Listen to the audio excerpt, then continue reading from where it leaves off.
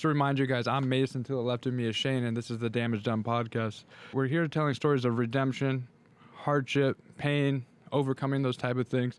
And with Michael Thompson, that was the exact attitude and approach we took to the episodes with him. And then we, as most of you know, I'm sure the ones especially watching this episode, he's obviously back in jail, and we recently had his wife on.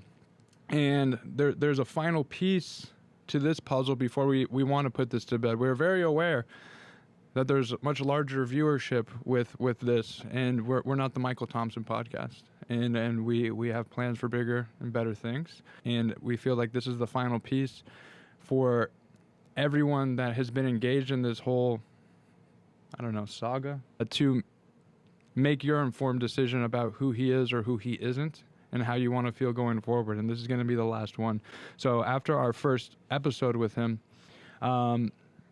we found out he has a daughter, and we never mentioned this to anyone that we've spoken with off air, and we never mentioned it in our personal relationships with Michael. We didn't think it would be useful, and we wanted to have respect for his daughter. It's not something that she wanted to get put out there. She wanted to speak on it, then she didn't want to speak on it.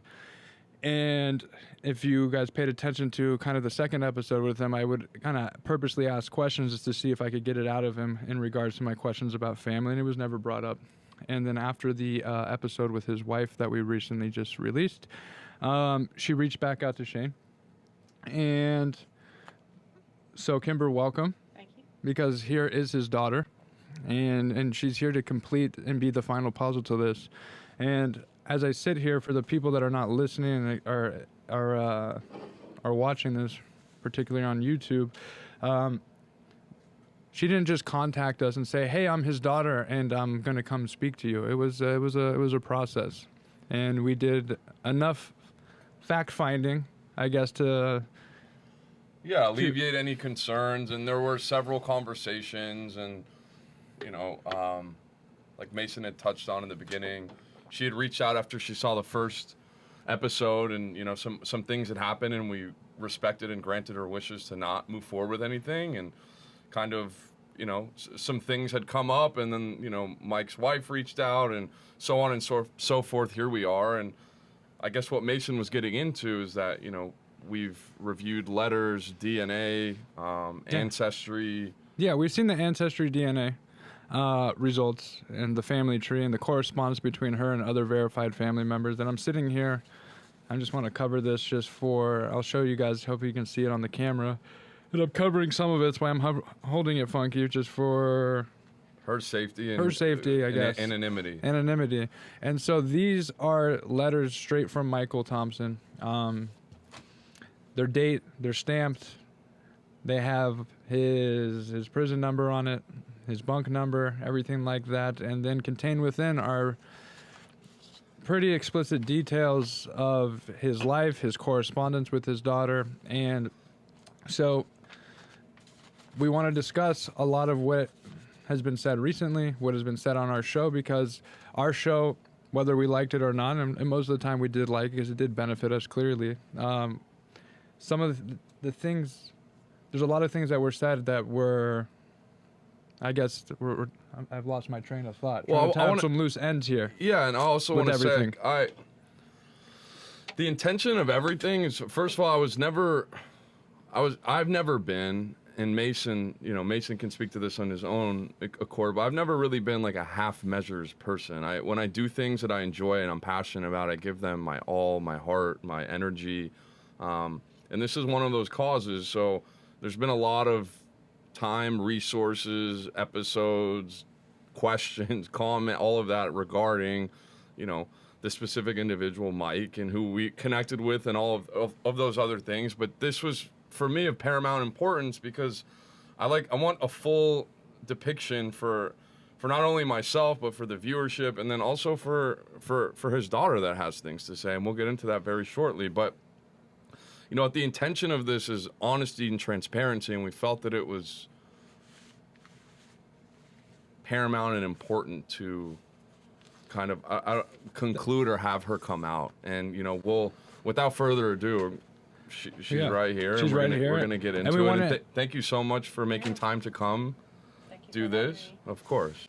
Tell us who you are. Tell everyone who you are and what's going on, and if anything we just said was inaccurate. I am 100% Michael Thompson's daughter. But I am the daughter that I don't think he wanted anybody to know about. He, in my opinion, tried to silence me through fear, and that, of course, grant you, given where he comes from. But he had convinced his family for, gosh, as long as I've been alive, that he couldn't possibly have children because he had a football injury. And yet, in the same token, he was talking out both sides of his mouth and sending me the letters that you've read. Yes. And, that's not at all what he's saying to me. And I've kept quiet, number one, because of the safety reasons, but I never wanted to gain any type of fame or anything like that. I mean, when I tell people that know me personally who my father is, they would say, well, why would you be proud of something like that? Well, grant you, that's fair. So it's not like, oh, hey, here I am, pay attention to me. And, you guys touched on that when I reached out to you after the first podcast, which I did not watch in its entirety because it upset me. I had not known the exact time that he had gotten out of prison.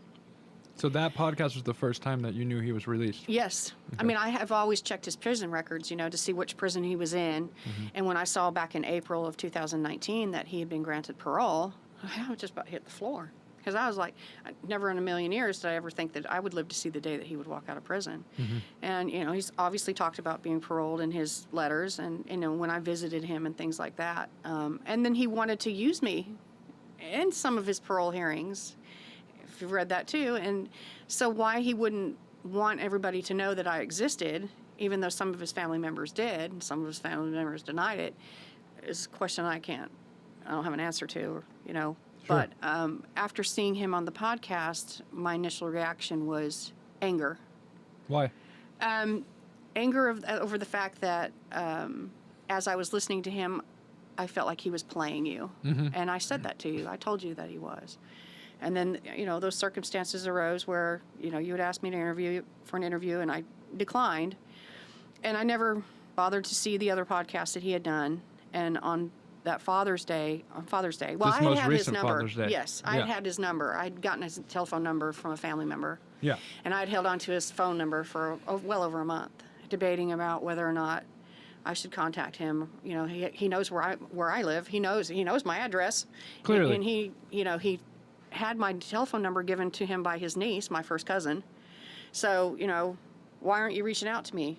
Well, I thought if he ever got out of prison, he would be in the witness protection program. Hey, that's the reason why I didn't hear from him. Makes sense. Yeah. Now I see him touting his ass all over the internet talking, and I'm like, what the hell?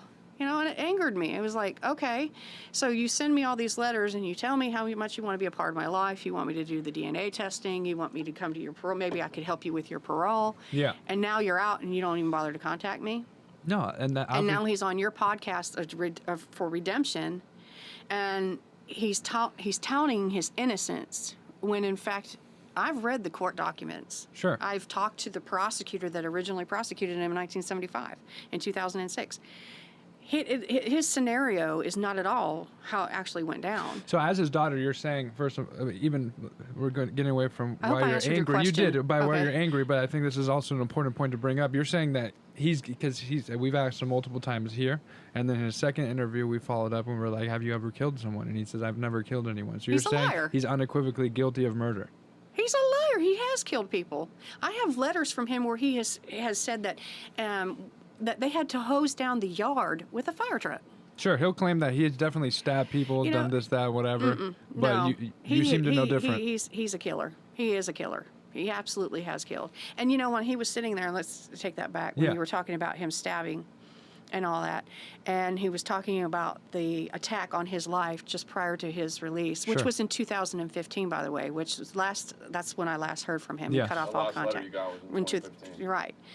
And then he was talking about being sliced on the ear and all that. I was looking really hard to see if I could see any scars. I'm not saying that they're not there or are there. Yeah. I couldn't see them. Sure. But my point of it is that when you specifically do a documentary where you show how to kill people, you are a killer. And he has admitted that in several instances, but then turns around and goes back and denies it. I mean, the National Geographic documentary, and I'm going to keep pointing back to the letters because there's a lot continuing. What we will he get has to this. Said. Yeah. And so everything is kind of correlating to what he has said to you and what he has said in the letters. And I found it not ironic, that's the wrong word, when his wife was on the podcast and you had asked her the question of, how did you not know? How, did you ask and things like that? And she said that she had brought up, and I'm just paraphrasing here, I'm not quoting her. That's fine. She had brought it up to him and he had said to her, or she said that he had said to her, well, what do you want me to do, kill him? Yeah, she said that quite a few times. So, you have to pay attention to that. No, I did. That's why I know you have she to said pay it. attention. Yeah. So, that is, in my opinion, that's how he deals with things. And when he was talking about how he just went and he just was telling these people that your kids are going to get kidnapped, that's not at all. If you look at the court documents and the case records, he wanted to be with Butch Nunley's wife. Butch Nunley is the victim Butch that Nunley's was one of the killed for his victims. original sentence, correct? Correct. Got it. And so, from court documents, that it was arranged that, they were going to take him out. And there was a story made up about the girls being kidnapped or what have you not. So, the deal goes down, it's done, and it's over with. Sure. Michael married the victim's widow. Yeah. So, he doesn't deny hello? that. He doesn't deny Yeah, that. But what and it's his argument in the second episode was, and I'm not saying well, the you're court, wrong let me either. interrupt you here for Yeah, a you second. can do So sorry. that. The It's court all records good. say he did it in order to keep from having her testify against him. Yes. Yes. He said that on our second episode Right. because I asked him about that. And he flips what you're saying right now and is saying that his story is the real one, and the Everybody other else is story wrong. is the Right. made up one. And again, Right. it's not about what we believe. This is being done for the general Right. public that has interest in for what they want to believe. What Yeah. seems more plausible? That's completely up to them to decide. Right. Fair You're to right. say? Yeah. And I'm his daughter, and I believe he's a killer. Yeah, Absolutely. which is heavy. 100%. And you're not. Have you believed that always, or you believe Yes. that recently? No. I've always believed that. Even so, because what I want to get back to was the letters and kind of tie it into this. So 1996 is when you first found out that he was your father. No. No. I've always known he was my father. when you first started corresponding with him. Well, that's when I first started corresponding. Got it. I was the product of an affair. Her mom always told her. My mother was very honest with me. Got it. And given the fact of her history and the way I was raised by her, that I think that was the one good deed that she did. And Was your mother in the letter, sorry to interrupt, is Donna, correct? correct. Right, because he talks about how you were conceived, and I just want to make sure, because there's Yes, a couple Donna different was names my in mother. there of what. Yes, Donna trying was to my different- mother. Yeah, Yes. There's a lot of different women. Well, it was wild. He's just like my wife's and my girlfriend's, but right. also when we was reading Right. this when we were at breakfast, it was like, hey, and this is how you were conceived, and this is what happened, and this and that happened. Mm-hmm. So it's quite clear, unless you spent years crafting these and the story just to arrive here today, that this is all very, very valid stuff. Mm-hmm. Fair And to I say. wanted you to have that. You did. I did. You I made wa- it a point that we had breakfast so we could have this. Correct. Actually. Because, and I don't mean this to be rude, but It's okay. if you had done more homework on him, Yeah. you wouldn't have been played by him like you were. Sure. And that's- and that- I did not want you in that position again. Since you wanted to put this dog to bed, Yeah. I did not want you in that position. Well, that's again. why I was kind of in that one with his wife, and I might have taken look, at the end of the day, I can be intense and I can come off as sarcastic and all these things, but I like to connect, but I also don't like being played and being lied to as well. It's like part of my old self as well. I felt like somebody, whether or not he did or he didn't, but I just felt like when his wife was here, her story wasn't plausible. And if I'm gonna be just saying these things, they might have come off as condescending.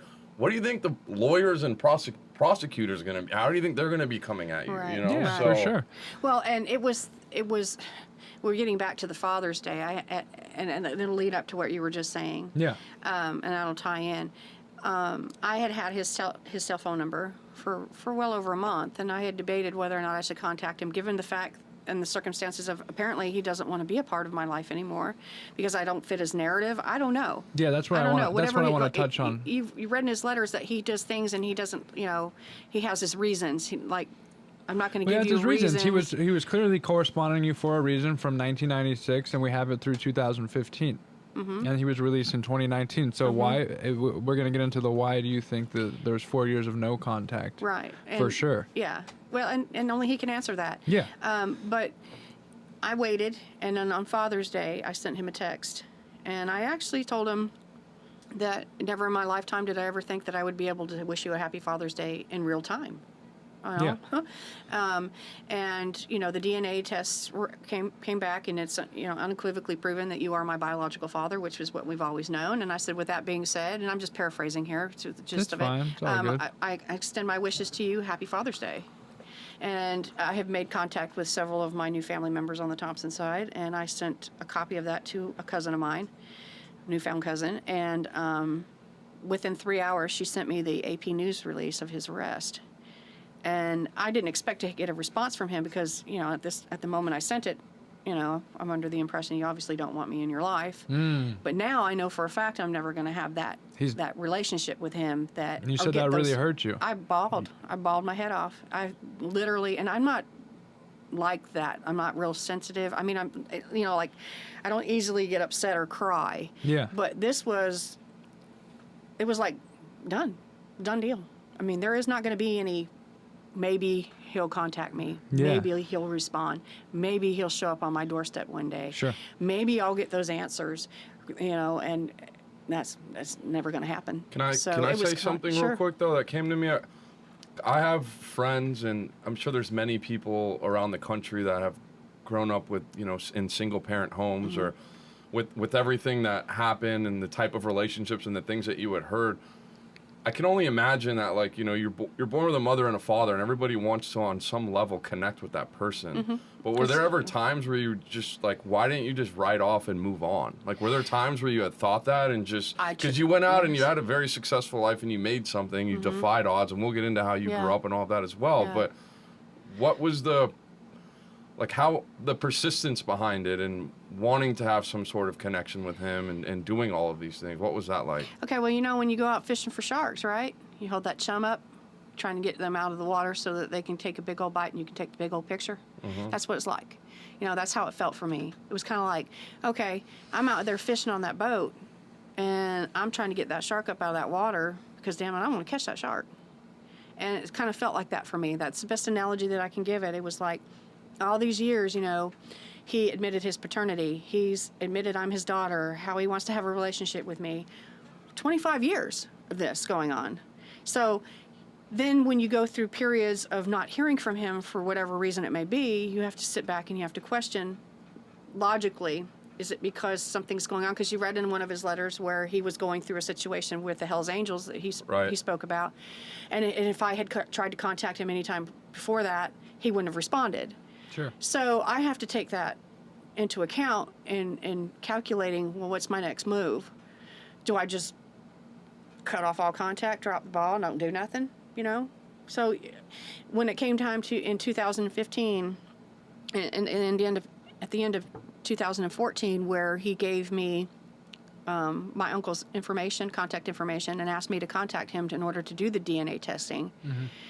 Because I had already done DNA testing. The man that had signed my birth certificate, which he also mentioned in those letters, the man that signed my birth certificate was not my biological father, and I'd always known that. But I went a step further, and I contacted his biological children, and I conducted DNA testing just to, put it to rest. And there was no match. So it was looking as though, my mom was telling me the truth, She was telling me the truth. So you want to keep going forward. You want to keep getting to that point. It was very important to me, more important to me than it was to him, to have that DNA testing done. Because growing up with a drug-addicted, violent mother, I had many stepfathers, but not knowing where you come from and from that sense, and why is it that I'm so strong? Why is it that I was able to do the things that I've done, and yet my twin couldn't? Yeah. And looking at my mother and the weaknesses that she had and the drug addiction that she had, and I'm the complete opposite. So where does that come from? So you want that. It's like when you get married, and you get that marriage certificate. First thing the wife wants to do is rush down and get her driver's license changed so she can have that name. And it was important to me. not because I wanted anything from him. Sure. I just wanted to say, see, I told you, because my whole entire life he's convinced his family that he couldn't have children because of a football injury. And that's exactly the response I got from his brother. He refused. Absolutely refused. What do you do? Buck stopped there. I sent him another letter, never heard another word from him. So I just said, fine, you know. But I tracked him. I always trailed him. Sure. I always knew what, prison he was in. Yeah, and it that's seems how I that found way. out. Well, there's Based on the letters from letters. the different Yeah, prisons and yeah. everything, and you did go visit him in prison, didn't Oh, you? yeah. Oh, yeah. I first met him in 1996. But, again, how I found him was through a newspaper article about redemption in the in the Orange County Really? Register. Yeah, in the Orange County Register. And it was about whether or not he was a changed man in redemption. And I contacted the reporter, and I said, listen, I'm his daughter. Yeah. And first Michael denied it. And then I sent him pictures, and then he says, oh, you look just like my sister. Yeah. So, What was- we corresponded, and I met, and What was that rest is like history. first meeting him? Well, okay. It was weird. Driving up to Corcoran, I didn't know what to expect. I didn't really know what he looked like other than what I had seen in his earlier days in the 80s, with the patch on his eye, the big old buff muscles, Sure. I didn't know what he sounded like. And, I had to be approved to visit him because he was in the PHU, Protective Housing Unit. And I walked up to the gate, and there he was standing there, this big 6'4" rock. I mean, just huge. And he started to talk, and we all know what he sounds like. It was just like, that voice does not match, the man I'm looking at in these prison blues, walking through all these gates. And I hugged him, and we walked into the pod, and I looked to my left, and there was Charles Manson sitting at a table with his visitor. And, of course, I didn't want to go, so I'm trying to keep it together. And we sat down and had a visit, and every time I visited Michael, Charles was there. I would bring, money for vending and stuff like that. And then when I joined the military and left the state, visits obviously ceased because of that. But we obviously kept corresponding throughout the years. So he when you would visit with him, he would acknowledge that you're his daughter? Yes, Or in it fact, was he more told of like Charles Manson I was his daughter. So it wasn't like friendly, like, oh, this is my friend. This is. Well, you also read, when a cellmate or somebody saw my picture that I had sent to him, and he says, "No, that's my daughter." Asked if I was his sister. Yeah. And Michael said, "No, that's my daughter, you idiot," or something like that. Sure. So when I was sitting there during the first visit, Charles was a little off to my left, so I really couldn't see what he was doing, but he had gotten up and walked behind me and around to my right, standing between Michael and I. And Michael just pushed back his chair. And it was the first time that I actually could see that prisoner side of him. Yeah. Because, grant you, he doesn't know what Charles is going to do, Sure. And Charles wanted to know who I was and asked him who I was. And Michael said, "This is my daughter." And he acknowledged me to Charles Manson. Yeah, he did.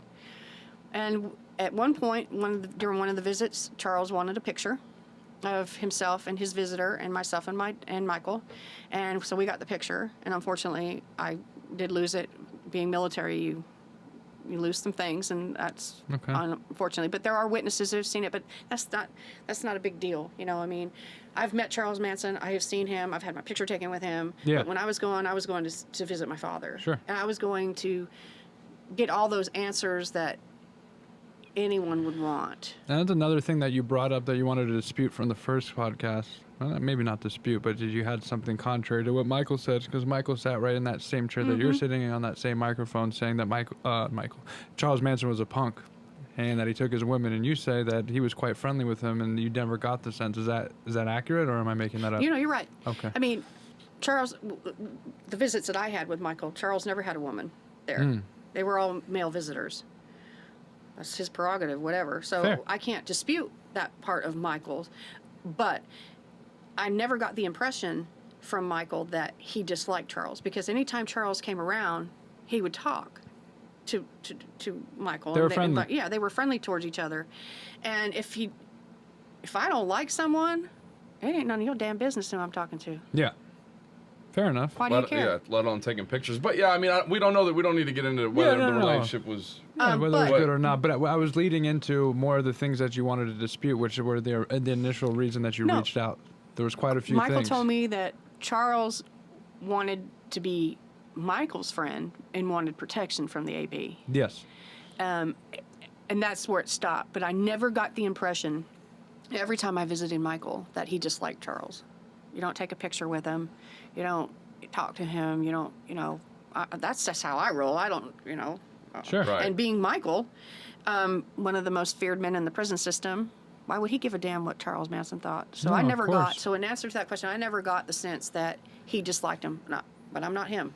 Of course. I mean, that's to be fair. Yeah, that's know? of course, that's your opinion, Yeah. but that's also your firsthand experience. But yeah. another thing I wanted to bring up, which I think is kind of a big deal. So we're talking, again, the purpose of at least this for us is to paint a picture. Is he redeemed? Is he not redeemed, right? You may say he's not. I may say he is. He may say he's I not. don't It might believe change. he is. I know. And there's another thing you do believe. It's more of a theory than a personal experience, but you have claimed that you believe that Michael has never left the Aryan Brotherhood. I have believed that since day one. I do not believe that he is And defected. I think I do not yeah, believe that how? at all. Not at all. In fact, I just feel like he went from the murdering board to the CFO board. How so? Because, he talked about the AB being a criminal organization making money. Yes. Money. Money. It's about money, right? So As far as I know. he's a very smart man. Yeah. Why wouldn't you want somebody as well educated as he is running the enterprise? Making the call money. it. Right? This is my perspective. No, it's your This is perspective, what I get I'm it. thinking. This is what's going through my head. And he was talking about the blood in, the blood out, and if you watch the documentaries and you pay attention to the things that are being said and the way that the AB is being portrayed, I believe 100% that it's blood in and blood out. And why would you be put in protective housing if that wasn't a true, risk? If you're going to turn on the AB, Sure. that's a true risk. So you've been able to survive in prison since, when did he turn on him? 83? I don't know. He said about 35 years. 83? And you managed to stay alive all this time? I don't know. And I you find that also- very hard to believe. and- And yet you've amassed wealth while behind bars. Sure. I got my very first tattoo at his bread or something like that. They had tattoo parlors. Yeah, you She said that he was- has like she was hired to cover up his- legitimate businesses on the Yeah. outside. Yeah, she was hired to cover up his tattoos so that you couldn't recognize him because, he turned on the AB. And so they ended up getting married and they had tattoo parlors. And I went to one of the tattoo parlors and got my very first tattoo there. Now, I believed it was his tattoo parlor because that's what he told me. Sure. And you said there's another reason for why he really left the Aryan Brotherhood. He said it was because there was the organization was they started killing innocent civilians. You said that's different. Mm-hmm. What's that story? Well, is he talking about? Well, I think he's talking about the Curtis Price. Sure. Yeah, and what happened with that. And I have been given some information that his original defection from the AB was because he angered Robert Lee Griffin, otherwise known as Blinky, I believe is what Yeah. they called him. And he also became a high-ranking AB member. And I don't know the circumstances of that, but his so-called defection, and he talks about never running from someone. But he and was running from that but man. He was running from that man. So that doesn't make any sense to me. It just doesn't compute with me when you put in the pieces together, and this piece just does not fit. When you're touting yourself as an individual who's not only one of the most feared men in the prison system, that you've never killed anybody, well, then why the hell why are they fearing you? Yeah. I don't know why. I know these are I can rhetorical answer that. questions. Sure, of course, These are of total course. rhetorical questions. These are questions that I've asked myself over the years. So in meeting with him, reading his letters, and seeing all of his documentaries, and everything else that I've read, all the newspaper articles that I've read about him and everything, I just don't believe that he ever left the AB. I just believe he just went on over to the other board. And that's how CFO. he's still alive? I believe that's why he's still alive. And I also believe that's why he's now sitting in jail. Really? Yes, because so? excuse me, making money. I mean, he's got 33 counts of fraud against him. Yeah, like a million and a half, almost $2 million. And yet Or his something. wife It's a lot was of sitting here dollars. saying, you had asked her the question. We talked about this earlier. You had asked her the question about how could you not have known? How could you be so blind or Naive, were you yeah, being complicit? right. You know, and she said, well, I did have some concerns and I did bring him up. And he responded with, what do you want me to do? Kill him? Well, what kind of rational person would say something like that, unless that's something you're used to doing? That's what goes through my mind. I have no proof of what I'm claiming. Yeah. But I know him outside of his own family members, Sure. of the family, more than anybody. No. 25 years I've No, spent you've corresponding with him. corresponded and with I him do a not lot. believe for a minute that he's left the AB.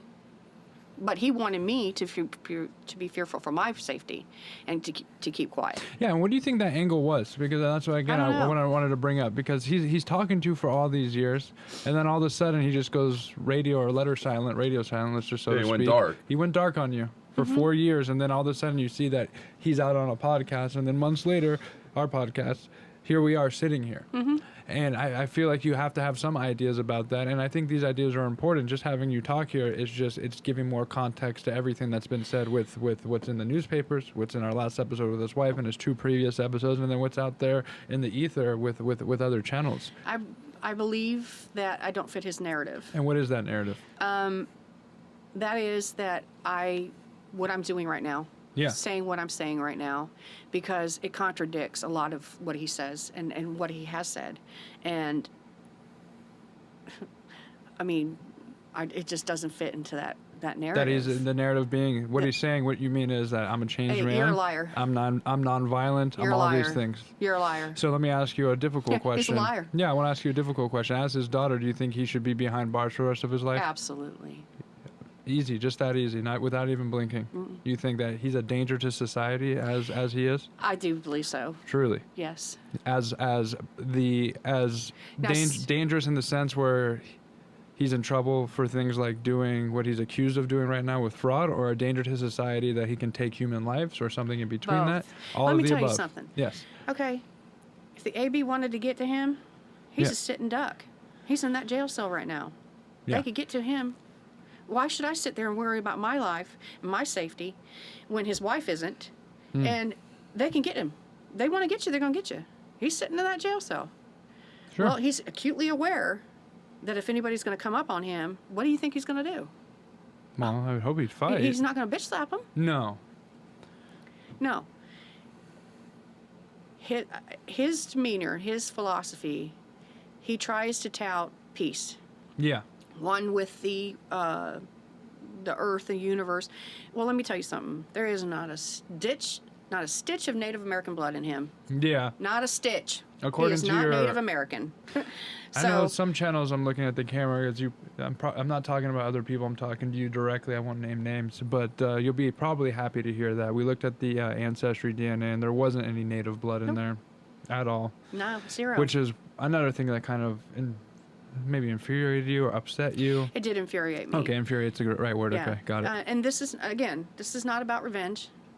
This is not about revenge. This is finally, I've remained silent for so long, and now that he's out, Or was out, Yeah. I was seeing it from that perspective of your podcast, Sure.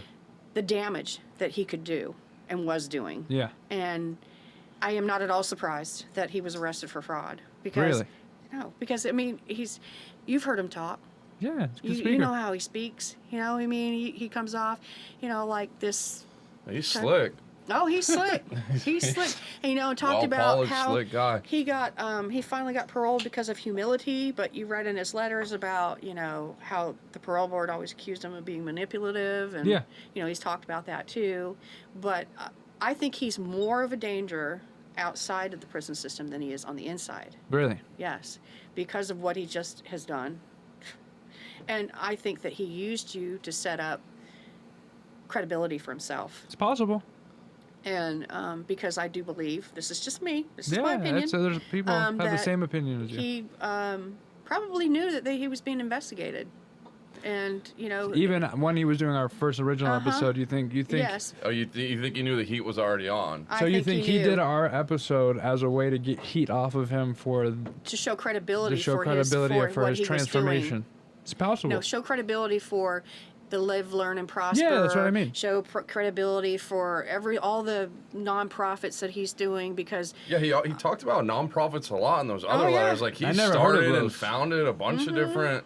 I'm the CEO of this. He didn't even mention. I mean, it was a while ago, but I'm saying he has an affinity for setting up these organizations. It seems like, and yet he amassed wealth while behind bars. Well, that was because you're part of the AB. Yeah, I mean, so that's a logical explanation. I don't know how much wealth he may or may not have had, but if he did have money, I'm not sure how he got that money. He talked about equity in some of his property. Yeah, but again, does he have the property for real? Who knows? Is the property valuable? That's a whole different discussion. Exactly. However, if it's there, it's there. The fact is, it seems he had some money when he got out, and now he's in jail. And so, how did he get that money? I can't call it. Well, he scammed them. Yeah, well, there's other people. I'll let them speak on that. That's all good. Yeah. You know. But that was the that first podcast. That was it for me. I was just like, son of a bitch. I can't believe it.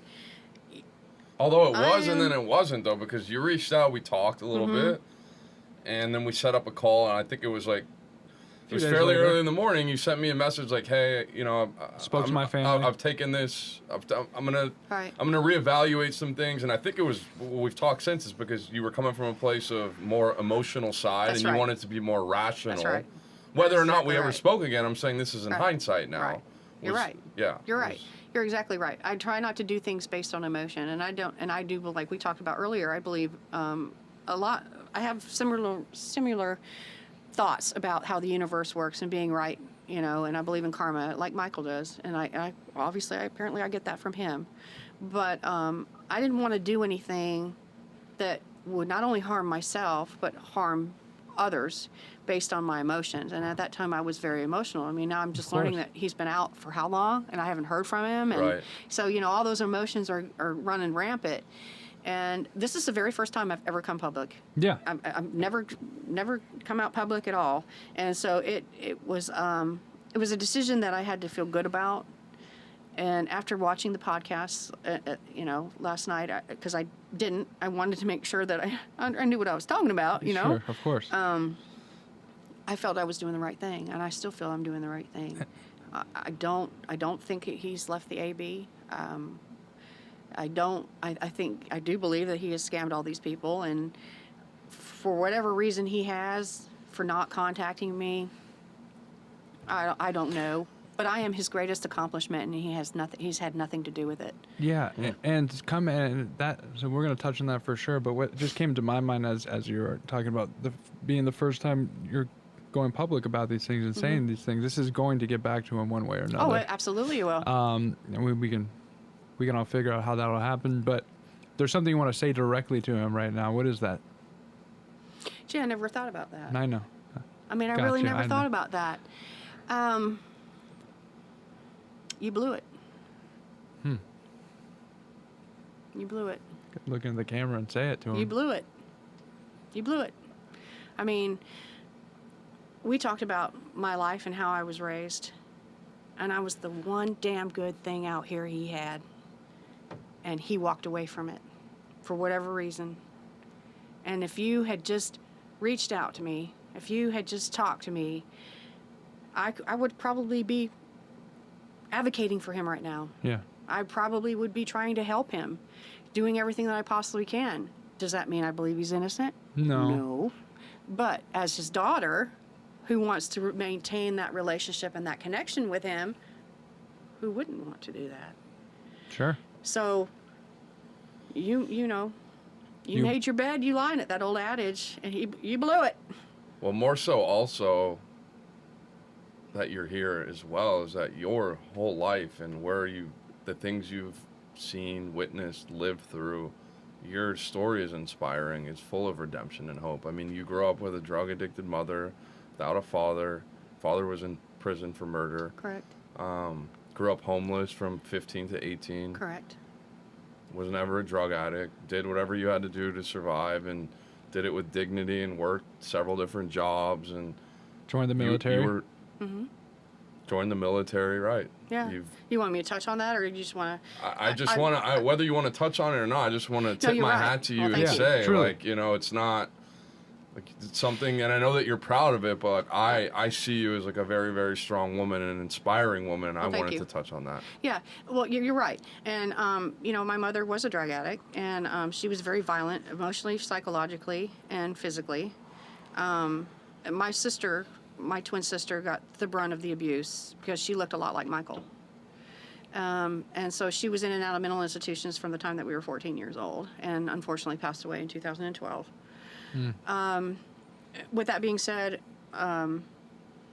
you know, the mindness of her abuse was really bad.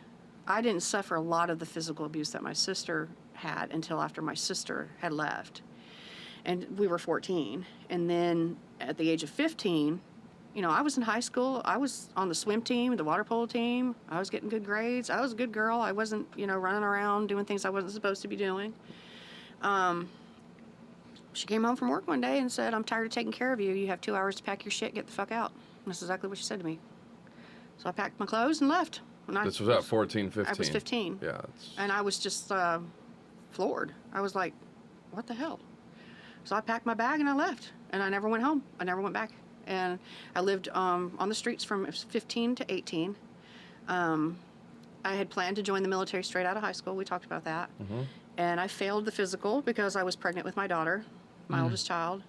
And her father, we never finished that conversation about that, but her father was arrested while I was pregnant with her. And I did not know that he was committing armed robberies. And I was with him the day that he was arrested.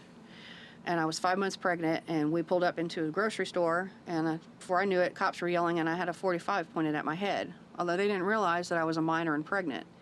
That's the first time I learned of his criminal activity. So here I see history repeating itself in that regard.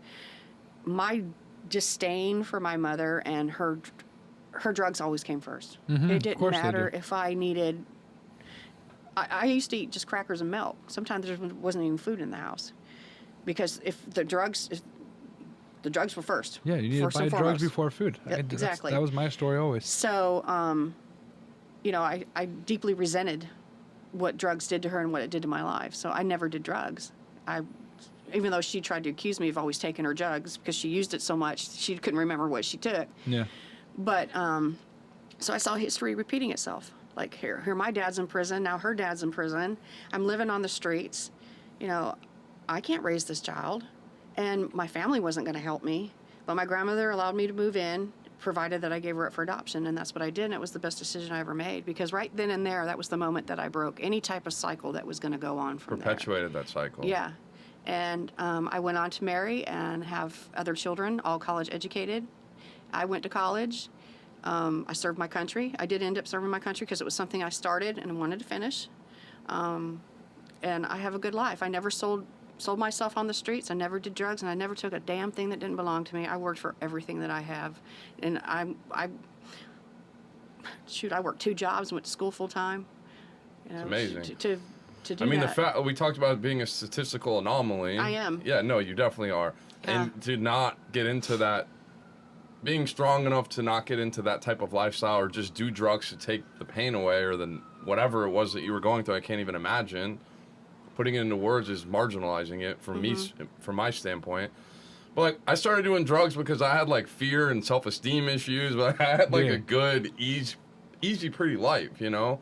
And then to hear stories like yours is just, it's remarkable. And then it's also, for anybody out there that struggles, like most of the things that we struggle with, there are solutions and there's actionable steps and ways to go about it. But most of the things that we do are implemented from choices that we make. That's right. And, you know, Michael talked about that too, and that's where I get that from as well. I mean, I raised my kids, you know, with the understanding that, look, I had choices. I could have chosen to go many different directions. Sure. And I chose not to go in that direction because that's not what I wanted for my life. I felt I deserved better. I deserved to have the mom and the dad at home and the white picket fence that everybody dreams about, especially little girls playing with their dolls. I never played with little dolls.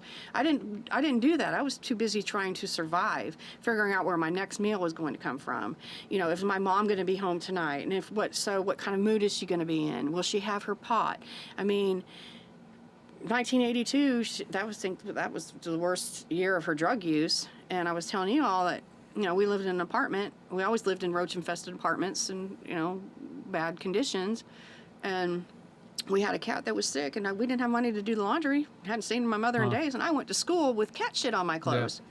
So, I mean, I knew I wanted something different, and I wanted better, and I deserved better. So everything that my mother did, I just did the opposite. And I have no feelings for that woman, and I do mean none. The day that the day that I learned that she died, they waited for me to get there, and they pulled her out in a cardboard box, and I touched her thigh just to make sure that the bitch was gone. And that was it. I didn't shed one damn tear over that woman. I don't miss her. And a lot of people say, well, how could you feel that way about your mother? Well, I'll tell you what.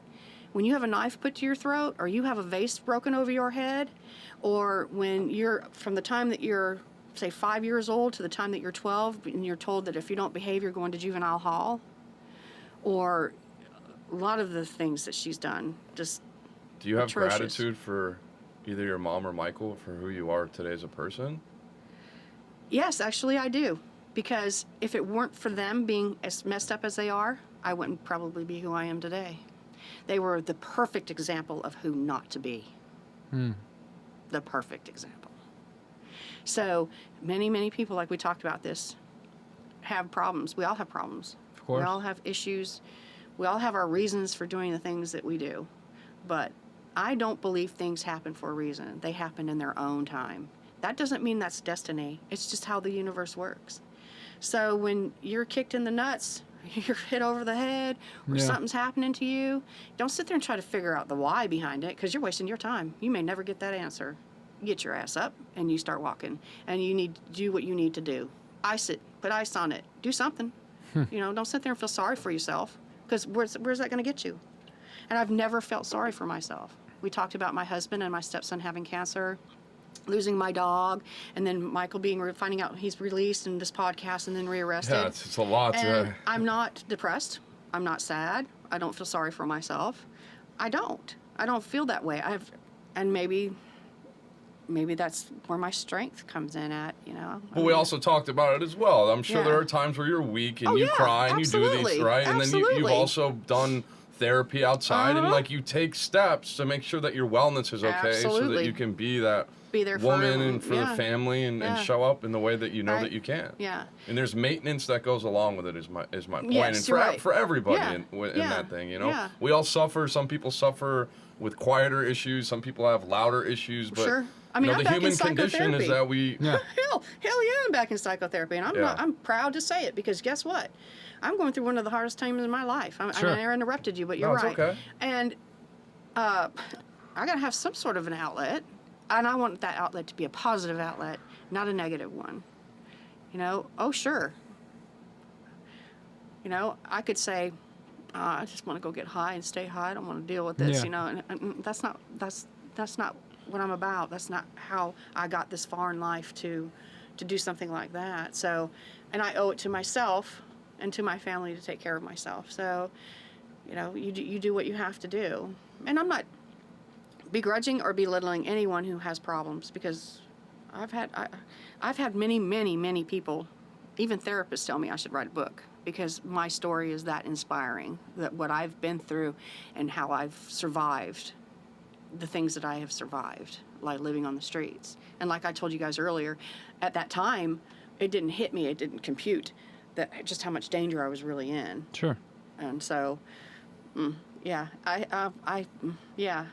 but you know, I told you also, like, I'm going back to that. I believe that your children are either your greatest accomplishments or your biggest failure. And you think that your Michael, then back to what you said at the beginning, you said it multiple times, and you've told him to the camera that he blew it. You believe because of everything you have accomplished, everything you've been through, tying it back into that, is Right. you are his greatest accomplishment. Yes, That's I am. another part of why he blew it. And he knew that for some point in time. He's You've known read your, it. he's yeah, Right there in his words. he's known your story. How strong I am, and how I'm this, and how I'm that. How proud And he how you is. embody the blood things that we do, memory. right. Yeah. His blood runs through me. Yeah, no, I read that. Why aren't you touting that, man? Touting what? Why Blood aren't memory? you touting that? Yeah. Why aren't you saying, "Hey, look at my daughter. Look Yeah, at her." and that's what I want to try to figure out. I don't know why he wouldn't. And for many years you were sold on it was for your safety, but then I see him touting his ass You all over saw the internet, that and then he's his on- wife too, and I'm like, what the hell? so it's not for your safety. No. And so that goes back to what you originally said earlier, is it doesn't fit his narrative of redemption because you know you can pull the card on him and be like, actually, I know this to be true, that to be true, and you really said this and really did this, and that doesn't fit into what he's trying to accomplish as a free man. Is that a fair assessment? Yes, exactly.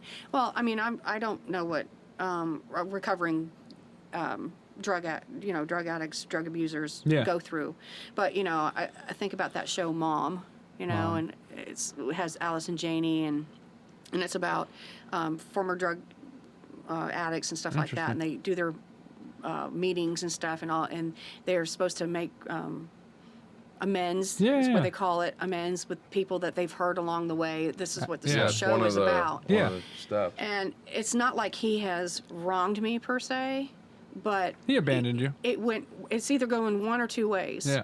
Either you used me just like you're using everybody else in your Yeah. life, because the letters that you wrote to me were ones of wanting to have a relationship with me. Sure. I didn't do anything wrong. No, you didn't. So, and he also said in one of the letters that he didn't mind if I went ahead and told people that I'm his daughter. True. So, and that's a conundrum, and that's an answer that I'm never going to have, and I don't really dwell on it. But that's where my anger comes from, in that, like, he blew it. It's like you get out of prison after 45 years, and you don't want to say, look at what I have. It's Of hurt. course. I'm assuming, and I'm just saying it's hurtful. Yeah, it is hurtful. It is hurtful. It's disappointing, too. Yeah. And I think just stupid. I mean, Sure. No, it's definitely I stupid. brag about my kids all the time. And then All the time. one of the things aside from that subject that I wanted to close on, because we're getting short on time though, is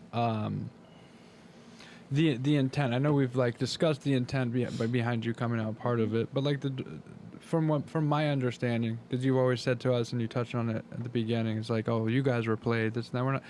We don't feel played. Whether he was playing us or not playing us, cool. It doesn't mean that the end result is not played. We're okay. But why we want to, for me, my intention, I think it aligns with your intention, is there's a lot of people out there that have found a lot of inspiration and hope in his 2 interviews, and then they were really let down, and then we had the That's third right. interview. That's why I'm here. And then exactly, and now here's the 4th interview to complete the picture. Now we don't want to dig further into this. The only way I could ever see us digging further into this is if he's released and he wants to do another episode, and we'll consider doing that if it makes sense. It may or may not make sense, but the most important thing is that you finish. Are there things in closing that you feel like you haven't touched on for these people to understand? Things that stuck out in those interviews, and based on what's transpired since those interviews, that you feel that people should have more context for to give them the full picture? I don't believe that Michael is the true picture or true form of redemption. I don't believe that at all. And that's why I said you were played. But you just touched on something that was even more important. They were played. All of your viewers were played into believing that here's this man that has, like me sitting here telling my story. Yeah. But I proved my story. Sure. I gave you the evidence. Yeah. I mean, there is no question about it. I mean, it's there. And that's what was important to me, to meet with you two, so that anybody can come back and say what they want. Yeah, But and they will. And they will. That's fine. I have zero social media. Zero. Yeah, I have the social media. I look through it. I don't really give a damn. I get a kick out of it. But that's what angered me the most, is Yeah. because you do have people out there that Tons are of them. feeling that, it's pointless, I'm never going to make it, or they relapse, or they go back into jail, just like Michael did. Yeah. So don't look at Michael as a role model for redemption. Don't. Just don't. Because you sure didn't. No, hell no. And you changed, or you didn't turn into a No, statistic. That's did what not. I meant. Yeah, no, I did not. I didn't turn into a statistic. So just because it wasn't and I so him, easily could have. yeah, you so easily could have, and that's an important distinction coming from his daughter, because you didn't see his episode as a way to find hope and redemption, which we hope they did. That's what we're here for. People come for the true crime and they stay for the hope and redemption or whatever. His hope and redemption, me. You. Because look at me. That's my point. Look Fair. at me. I mean, his ass is sitting down in jail. Do you think if So- he's freed and he cleared of these charges, he could ever find redemption?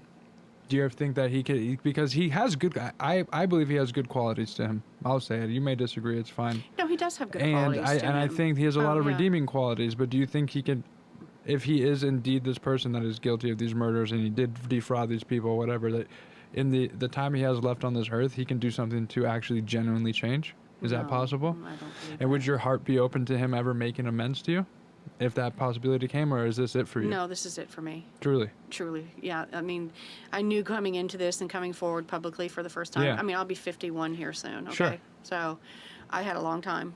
Yes, you You know, did. 25 years, and I never wanted to do anything that possibly could have jeopardized any kind of relationship I could have had with him. And you think- and the relationship that I had with him. Yeah.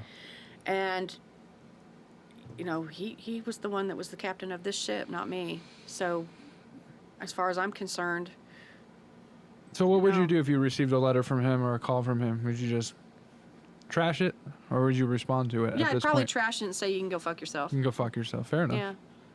I don't fault you for Yeah. that. I Yeah, I want to would. understand, I would. and for other people to understand. This is your feeling. You have an actual connection to him, as you said, the blood bond or the blood Right. memory or all that Right. type of stuff.